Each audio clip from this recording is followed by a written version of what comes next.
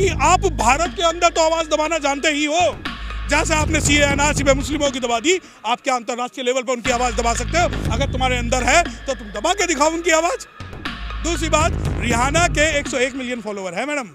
जब कंगना रनावत एक तो विशेष वर्ग को आतंकवादी उग्रवादी बोलती है, कंगना रनावत जब रिजर्वेशन का विरोध करती है, तो कंगना रनावत के खिलाफ दिल्ली पुलिस कोई कार्रवाई इस वजह से नहीं करती, क्योंकि नहीं, वो इसीलिए दे दी जाती है ना कि अगर आप एससी के खिलाफ काम करोगे, आप एसटी के खिलाफ काम करोगे, आप ओबीसी के खिलाफ काम करोगे, आप माइनॉरिटीज के खिलाफ काम करोगे, आप किसानों के खिलाफ काम करोगे, तो आपको वही, क्योंकि ट्रंप भी अल्पसंख्यकों के खिलाफ था, ये भी अल्पसंख्यकों के खिलाफ हैं। तो ये ट्रंप को जिताने के लिए इन्होंने बड़ी बड़ी सभाएं की विदेशों में, हाउडी राउडी के नाम से।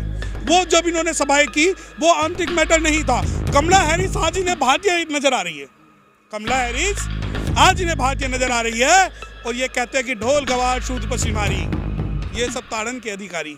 सीए एनआरसी में पाकिस्तान के हिंदुओं की बात करते हैं, तो क्या ये पाकिस्तान का आंतरिक मामला नहीं है? आप भारत के मुस्लिमों को तो दिल्ली के अंदर दंगे करवा के भगवा देते हो, वो आपको आंतरिक मामला नजर आता है। परंतु आप पाकिस्तान के आंतरिक मामलों में जब बात करते हो, पाकिस्तान के ही एक मुस्लिम को, तारिक फतेह को न्यूज एंकर्स में बैठा के जब आप बात करते हो, वो आपका आंतरिक मामला नहीं है।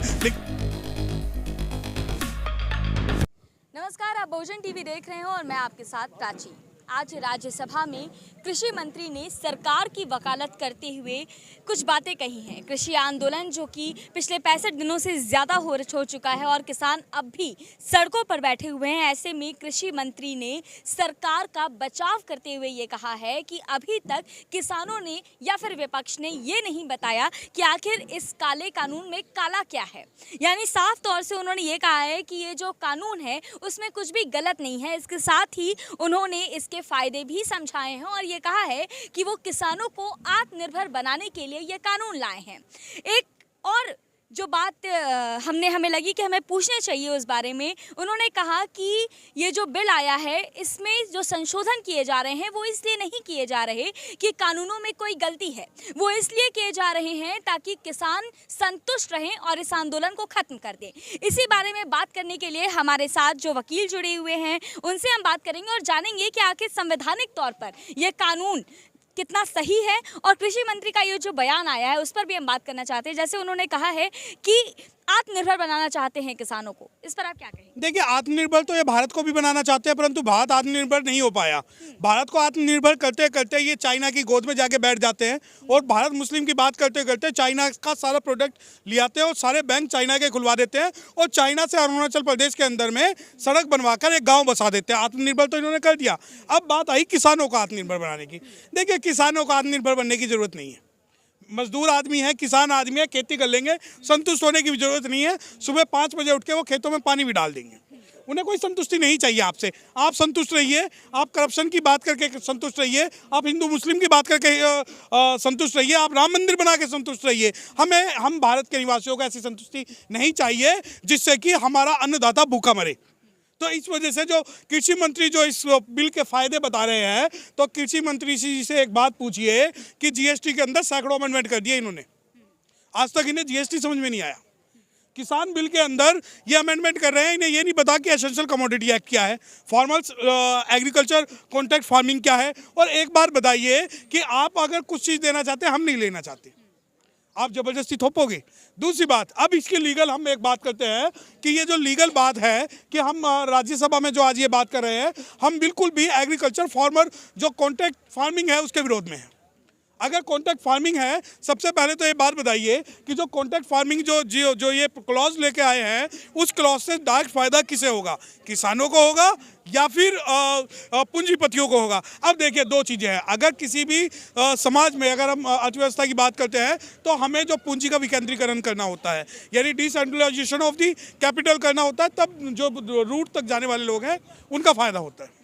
आपने कॉन्ट्रैक्ट फार्मिंग की बात की, मैं कॉन्ट्रैक्ट फार्मिंग से जुड़ी एक बात और बताऊंगी। कृषि मंत्री ने यह भी कहा है कि किसानों को गुमराह किया जा रहा है, कॉन्ट्रैक्ट फार्मिंग से उनकी जमीन नहीं हड़पी जाएगी। इस बात को उन्होंने राज्यसभा में कहा है। देखिए, किसानों को कौन गुमराह करेगा? या तो तुम सरकार को गुमराह कर रहे हो या तुम किसानों को गुमराह कर रहे हो, क्योंकि किसानों को गुमराह करने वाली जो बात इन्होंने की है, ये बात सही है। कि सरकार किसानों को गुमराह कर रही है और बल्कि किसान सही है। अगर किसान सही नहीं होता तो किसान आज 70 दिन का आंदोलन करके यहाँ सड़कों पर नहीं होता। किसानों के लिए आप ये तोप नहीं लगवाते, किसानों के लिए कटीली बाड़ नहीं लगवाते और किसानों को धमकाते नहीं।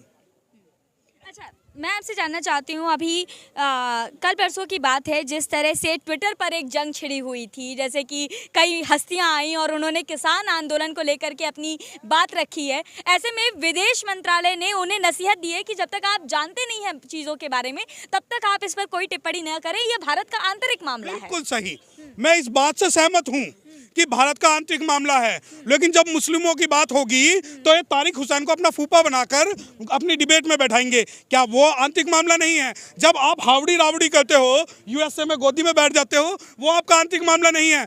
लेकिन अगर रिहाना ट्वीट करेगी और ग्रेट थनबर्ग ट्वीट करेगी तो आपका आंतरिक मामला हो जाएगा। अगर किसी शेड्यूल कास्ट की लड़की का रेप होगा और इंटरनेशनल लेवल पे उसकी आवाज़ उठेगी तो इनका आंतरिक मामला हो जाएगा। अगर सीए एनआरसी में मुस्लिमों के लिए कोई अंतर्राष्ट्रीय समर्थन मिल जाएगा तो इनका अंतर्राष्ट्रीय मामला हो जाएगा। लेकिन ये गोदी के पास में जो उस ट्रंप के लिए जो प्रचार करेंगे वो आंतरिक मामला नहीं होगा। हाँ, अगर कश्मीरी ब्राह्मण के लिए कोई आवाज़ अंतर्राष्ट्रीय स्तर पर उठती है तो वो अंतर्राष्ट्रीय मामला नहीं है, क्योंकि वो आंतरिक मामला नहीं है, वो अंतर्राष्ट्रीय मामला है, क्योंकि एक विशेष वर्ग के लिए आप आवाज़ उठा लेते हैं। लेकिन वहीं दूसरी बात, अगर किसी किसानों की बात होगी तो उग्रवादी है, इन्हें सिख अगर समर्थन करेंगे तो खालिस्तानी है, मुस्लिम अगर बात करेगा तो पाकिस्तानी है, और दलित बात करेगा तो नक्सली है, किसान बात करेगा तो माओवादी है। तो इनकी जो भाषा है कि ट्विटर की जंग, अरे ट्विटर की जंग भी तुम करा रहे हो, अपने कुछ लोगों को भड़काकर इस पूरे आंदोलन को डाइवर्ट करना चाह रहे हो। देखिए, इन्हें सबसे बुरी बात यह लगी कि रिहाना जो ब्लैक कम्युनिटी से आती है, डिप्राइव्ड कम्युनिटी से आती है, उसके एक ट्वीट ने पूरी दुनिया हिला दी। अगर वही ट्वीट ट्रंप करता तो इन्हें कोई फर्क नहीं पड़ता, क्योंकि कहीं ना कहीं ये ट्रंप से अपने आप को जुड़ा हुआ मानते हैं। दूसरी बात, आंतरिक मामलों में आप अगर मानव अधिकारों का उल्लंघन करोगे, अगर किसानों का साथ अत्याचार करोगे, शेड्यूल कास्ट के साथ अत्याचार करोगे, धार्मिक अल्पसंख्यकों के खिलाफ अत्याचार करोगे तो पूरी दुनिया को यह दिखना चाहिए। और ये आंतरिक मामला नहीं है, ये सड़कों का आंदोलन का मामला है जो कि लंबा चलेगा। और सरकार जो इस ट्विटर जंग को, विदेश मंत्रालय कहाँ सो जाता है जब आप नेपाल की बात करते हो, विदेश मंत्रालय कहाँ सो जाता है जब आप अमेरिका की बात करते हो, और ये विदेश मंत्रालय कहाँ सो जाता है जब हमारे भारत के लोग दूसरों की आंतरिक नीति में हस्तक्षेप करते हैं। सबसे बड़ी बात, सीए एनआरसी में ये पाकिस्तान के हिंदुओं की बात करते हैं, सीए एनआरसी में पाकिस्तान के हिंदुओं की बात करते हैं, तो क्या ये पाकिस्तान का आंतरिक मामला नहीं है? आप भारत के मुस्लिमों को तो दिल्ली के अंदर दंगे करवा के भगवा देते हो, वो आपको आंतरिक मामला नजर आता है, परंतु आप पाकिस्तान के आंतरिक मामलों में जब बात करते हो, पाकिस्तान के ही एक मुस्लिम को, तारिक फतेह को न्यूज़ एंकर्स में बैठा के जब आप बात करते हो, वो आपका आंतरिक मामला नहीं है। लेकिन ये दोगली नीति तभी चालू होती है जब बात होती है एससी की, एसटी की, ओबीसी की, माइनॉरिटीज की, अल्पसंख्यकों की और किसानों की और गरीबों की। तो ये दोगली नीति जो सरकार जानबूझ के अव्यवस्था फैलाना चाह रही है। मैडम, जरा याद करिए उस वक्त को जब ट्रंप प्रेसिडेंट हुआ करते थे अमेरिका के, और जब वो कोई टिप्पणी कर देते थे मोदी जी पर, हमारे प्रधानमंत्री जी पर, तो मीडिया में ये बात बड़ी उछलती थी कि ट्रंप ने, अमेरिका के राष्ट्रपति ने हमारे प्रधानमंत्री जी की तारीफ की है। लेकिन आज जब कमला हैरिस की भतीजी मीना हैरिस जब किसानों के मामले पर बोलती हैं और किसानों के मामले में सरकार की आलोचना करती हैं, उस पर सवाल उठाती हैं, तब मीडिया खामोश हो जाता है। तब कोई सवाल क्यों नहीं उठता? देखिए, ग्रेटा थनबर्ग और कमला हैरिस की अगर हम बात करते हैं कि कमला हैरिस ने कुछ बोला, कमला हैरिस की भतीजी, पहले जब तक इनका जो लेन देन था उसके साथ, ट्रंप के साथ, क्योंकि ट्रंप भी अल्पसंख्यकों के खिलाफ था, ये भी अल्पसंख्यकों के खिलाफ हैं, तो ये ट्रंप को जिताने के लिए इन्होंने बड़ी बड़ी सभाएं की विदेशों में, हावड़ी रावड़ी के नाम से।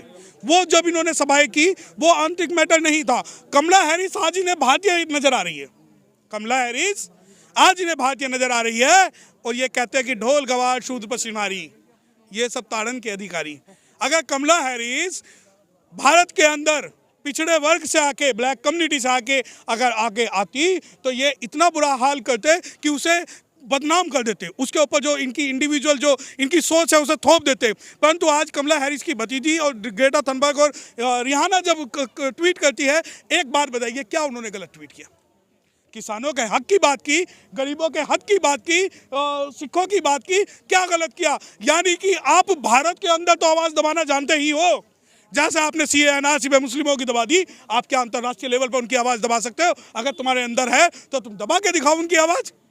दूसरी बात, रिहाना के 101 मिलियन फॉलोवर है मैडम, ठीक है?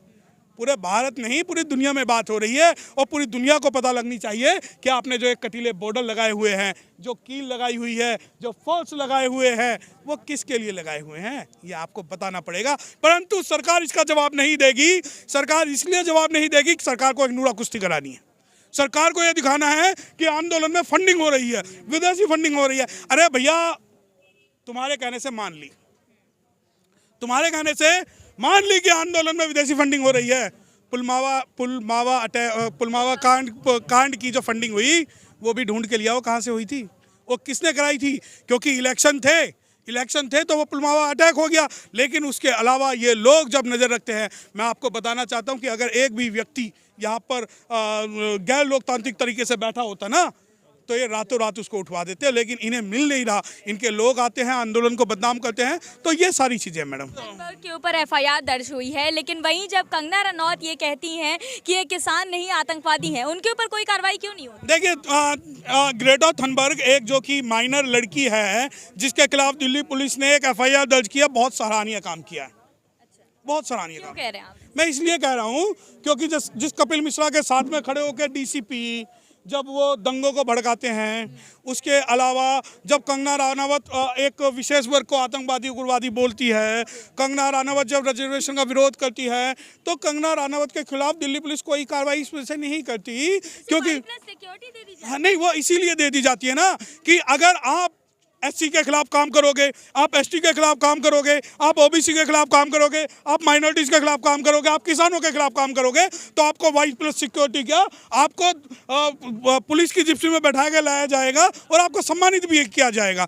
दूसरी तरफ ग्रेटा थनबर्ग के ऊपर अगर दिल्ली पुलिस ने एफआईआर की है, तो आप अपनी ताकत दिखाइए ना। आप ग्रेटा थनबर्ग को ये बताइए कि किस प्रकार किसान आंदोलन का उस लड़की ने समर्थन करके गलत किया है। दूसरी बात, ये तो मैं बता रहा हूँ मैडम, ये तो वो ताकतवर देश की एक लड़की है जो आसानी से बैठी है। अगर कोई दलित होता, कोई मुस्लिम होता, तो ये पूरी रात उसे मारते और उसे पता तक नहीं लगता। जैसे कि आपके पत्रकार पूनिया का पता नहीं लगा, मंजीत पूनिया का, कि कब उसे अरेस्ट किया और कब उसे पेश किया।